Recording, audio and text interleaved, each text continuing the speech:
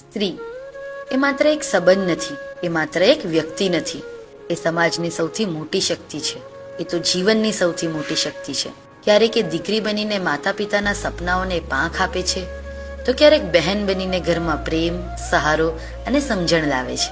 ક્યારેક વહુ બનીને બે પરિવારોને જોડવાનું કામ કરે છે અને નવા ઘરને સંસ્કારોથી સમૃદ્ધ બનાવે છે, તો ક્યારેક માતા બનીને નવી જિંદગીને દુનિયામાં લાવવાનું કામ કરે છે. કેટલીક સ્ત્રીઓ પ્રેગ્નન્સીની સફર પાર કરીને માતૃત્વને જીવતી હોય છે, તો કેટલીક પોસ્ટમોર્ટમ મધર પોતાના આરામ કરતાં પણ વધારે મહત્વ બાળકની સંભાળને આપતી હોય છે. કેટલીક સ્ત્રીઓ માટે માતૃત્વ સુધી પહોંચવાનો રસ્તો અલગ હોય છે. કોઈ આઈવીએફ દ્વારા માતા બને છે અને વર્ષોની આશા સાકાર કરે છે, અને કોઈ એડોપ્શન દ્વારા એક બાળકને માત્ર ઘર જ નહીં પણ આખું ભવિષ્ય આપી દે છે.